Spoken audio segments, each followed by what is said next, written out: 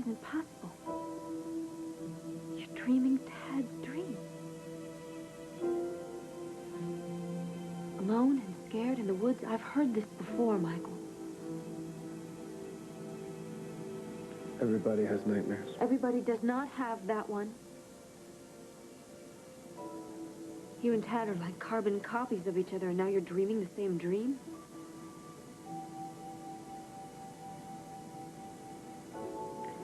I have to confide something in you.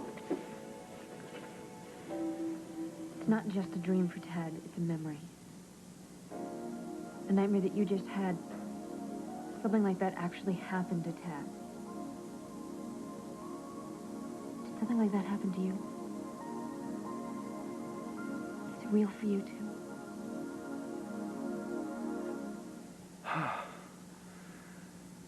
It was real. I was there. It was happening all over again. Look, it's okay now. You're okay. I don't know. Had that same small, helpless feeling. It's over. I was sitting there in the shadows, staring up at the trees, waiting for somebody to come and take me home. Why don't you just try and let it go? I thought I had let it go. Why is this coming back to me now? Why is this happening again? Do you want me to turn on some music? Maybe turn on the television? I'm in my own home. I'm with my wife. I'm in my own bed. Why am I dreaming about being an abandoned little boy? Why now?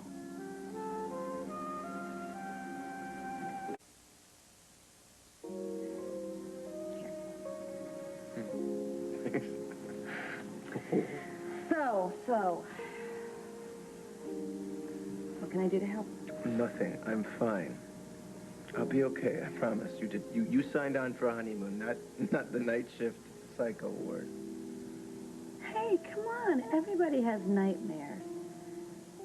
That's what spouses are for. You chase away my nightmares, and then I chase away yours. Well, this is not what I had in mind for our first day of fun in the sun.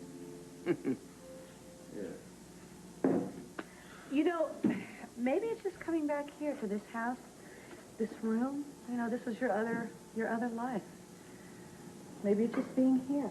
I don't know. I'm not sure. Only thing I do know is that when they talk about having a panic attack, this is what they mean. I hate this.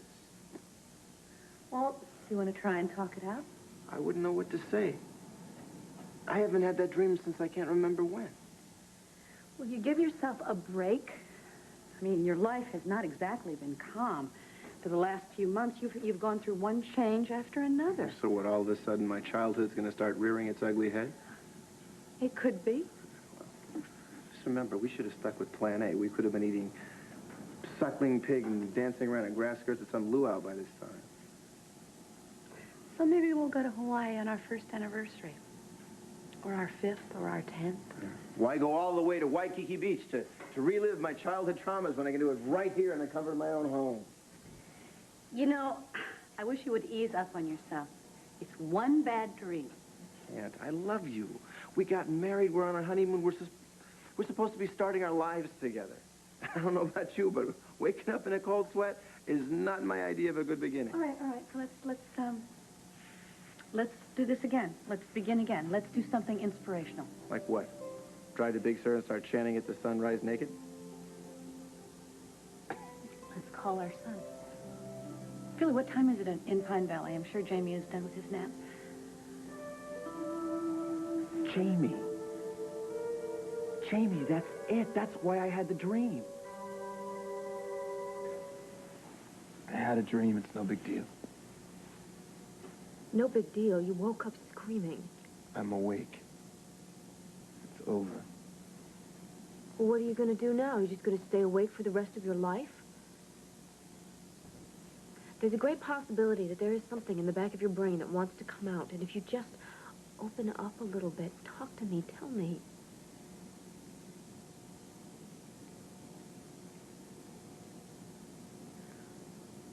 What about the place that you were at in the dream? I mean, did those woods feel very real to you? I don't believe in this stuff. What stuff? Come on, you're pale, you're shaking, you're sweating, your pulse is probably going through the roof. Hey, now come on, don't do that. You to me. Look, mister, you're the one that got into a boat and rowed across the lake in order to get to me, and now I'm here and you don't want to talk to me? Not about dreams. Well, you tell me what else you've been doing other than dreaming since the moment I laid eyes on you. I took one look at you and you passed out, and you have been more or less out ever since. You would be dead right now if I hadn't dragged you here. So I'm trustworthy enough to save your life, but not enough to tell the details of a dream to.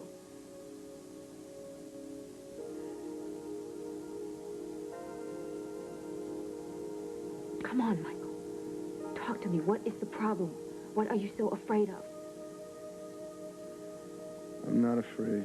The heck you're not. You're terrified. Come on. Tell me why. Jamie, that's it. That's what... It's got to be Jamie. He's what triggered the dream. Do you think so? Sure, sure. Lately, when I look at Jamie, it's like looking at me when I was a kid. Well, I know how that is. Well, then you know how I feel. Yeah? Yeah, the other day, I was on a playground with him, and he reached up to hug me, and suddenly, out of the blue, I was back 25 years, reaching up to hug Ray. We obviously did not hug you back. No. He didn't. Anyway, it's got to be Jamie. He brought back the dream because, for some reason, he's tapped me into the little kid that I stashed away years ago. And I'm sure that now that he's in my life, some of the scary stuff is bound to come out of cold storage. One of the scariest things being when you were abandoned in that state park. Yeah. You know what? So much good is going to come out of this, too. You'll see. Already has. Like the way he smiles and sticks out his tongue every time he sees a frog. I used to do that when I was 2 years old. Opal says she's got the pictures to prove it. This father-son stuff is amazing. Can I let you in on a little secret? Sure. Moms are in on it, too, you know. Yeah. Well, whatever it is, once you have a child, you're not the same. Something is different. It makes you more vulnerable. Yeah. You think Jamie's okay? I mean, you don't think he feels like we abandoned him, do you? It's not like we left frozen dinners in the fridge and threw him the key. Come on, no, I'm not joking. This is serious. I mean, I know he's got Petra. She's great, and you know, there's always my mother and father. There's Opal. There's Phoebe. That half the town loves him. It's just that, well, there's no substitute for the real thing, is there?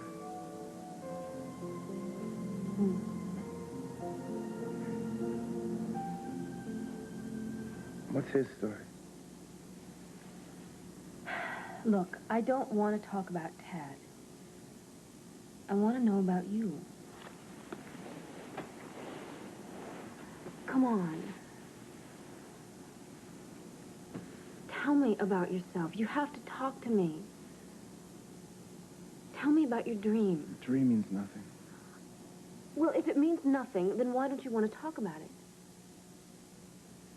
Look, you say that you want to know who you are. Now, don't you think the dream is a very good place to start? No dream is going to tell me that. How do you know that? If Michael Williams actually lived that dream... I'm not Michael Williams.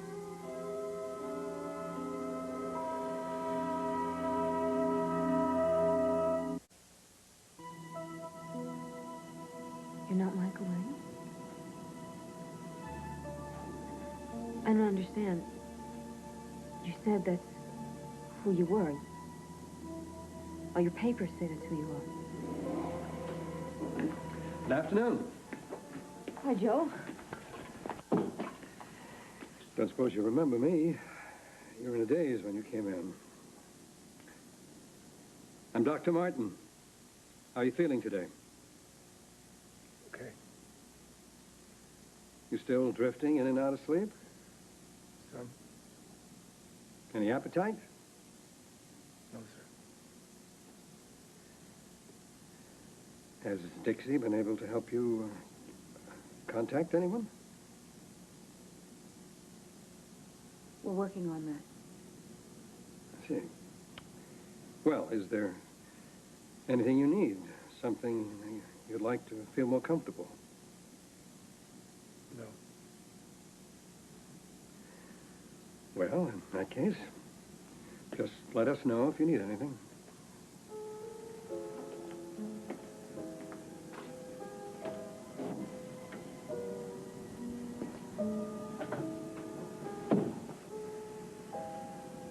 Why did you do that? What? You froze. You just shut down. You really have a hard time with other people, don't you? Not with you? Well, then why don't you tell me what's going on? Okay? If you're not Michael Williams, who are you? I'm scared to death I'm going to let him down. Listen to me, all right? You're not going to do that because you love him too much, and he knows that. God, I hope so. The feeling I got in that dream, it would kill me if I ever thought that Jamie felt like that. Well, we'll just have to make sure that he never does feel like that. He's such a lucky little boy. He's got his two parents together against unbelievable odds. Two people who are both crazy about him. I miss him. I do too. I do too, believe me. Listen, it's one of the drawbacks to an adult vacation. There's a big part of you that you can't pack. When I used to get crazy when I would go on business trips, but it gets easier. It does. This is not a business trip. This is supposed to be the genesis of our romantic extravaganza. Well, I hope one little nightmare hasn't squelched the potential. No.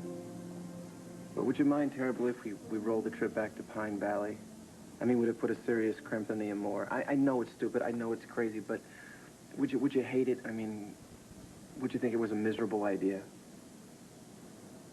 I think it's a very sweet idea. Thank you. I'm all for it. You know what? we could check in on Opal. Now, why the hell would we want to do that? Aren't you a little bit curious? The least bit curious about what she's talking about, this look-alike, whoever it is? The look-alike, that's absurd. I'm sure that this guy is nothing but a product of her overactive imagination. He probably doesn't even exist. Look, I know about your dreams. I know how confused you are about who you are. And I don't know all of this because I'm a mind reader. I know because you told me. You opened up to me, and nothing bad happened. It's okay. You're safe. You don't have to hold it all in.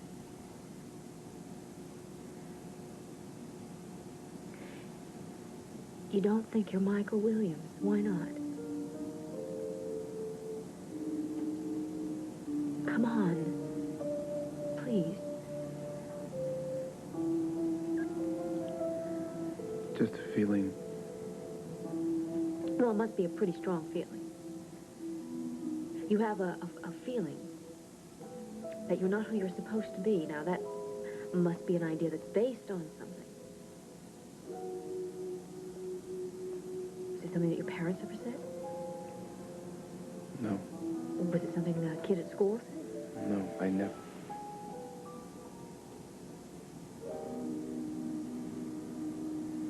Look. I don't remember being a little kid. Big kid, yeah, but little. Never.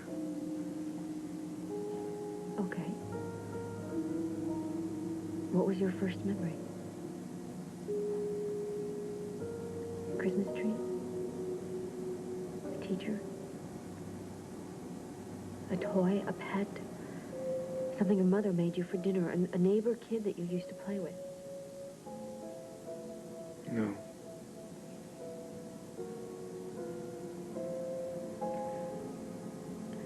You said that you don't remember being a little kid. Well, what do big kids do that little kids can't?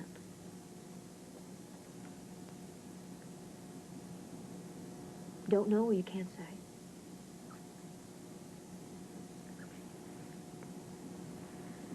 Can't say it.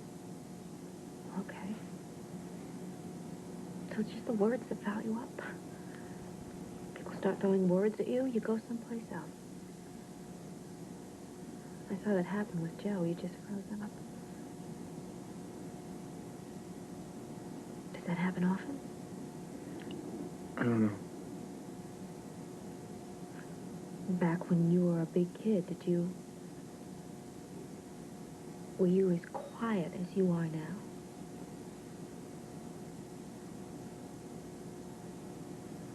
More. If you were any more quiet, you wouldn't talk at all. I didn't.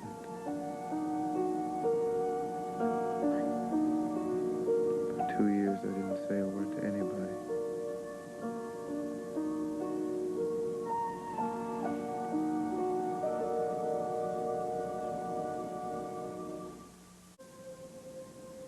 You didn't talk at all? No. That's a pretty big clue, don't you think?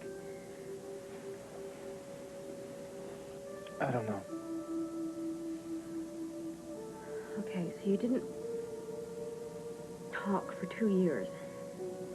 Do you remember what was going on inside your head? Any thoughts?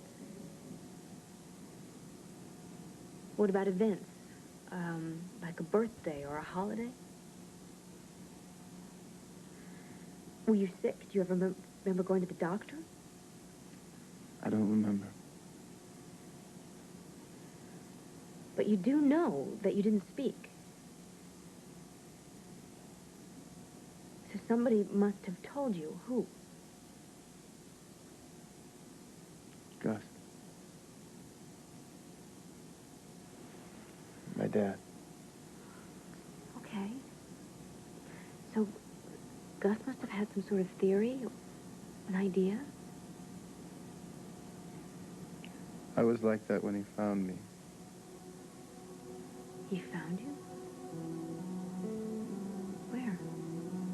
The woods. Alone?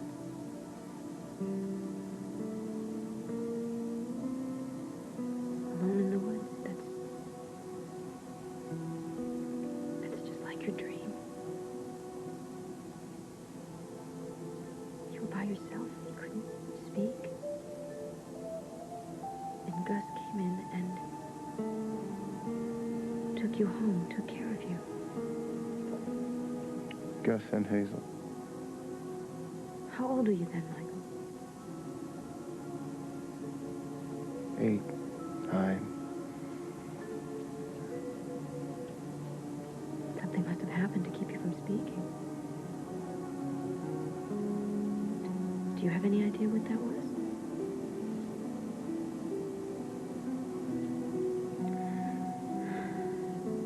You don't talk. You hold yourself so still you barely move. That's what you were like when Joe came in. I guess. Were you like that when Gus found you? Why, Michael? Why the silence and the stillness? You stop moving. What does that mean? If you move, we'll find you.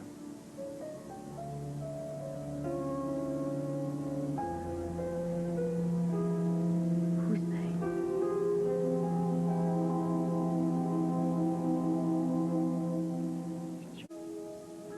Who are they, Michael?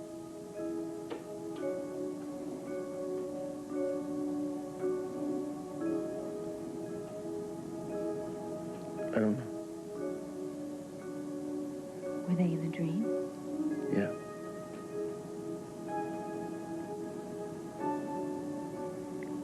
What were they going to do?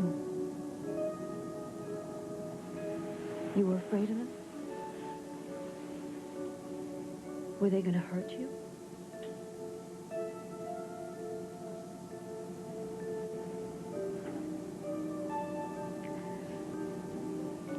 Look, we don't have to figure this out now. Okay, but I know that we can figure it out. I'd like to try. Why? Because I think that there's a bigger reason to all of this. I think maybe this is more than a big, sad mistake. I think maybe you found me because I can help you. And I'd like to. I'd like to try. Will you let me?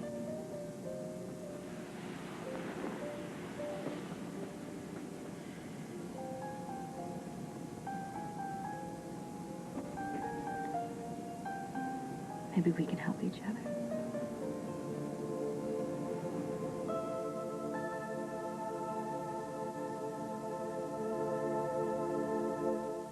So tell me the truth. Am I the world's biggest party pooper or what? You know what I think? Who needs champagne and caviar when you can have string cheese and box juice? Could you stand it?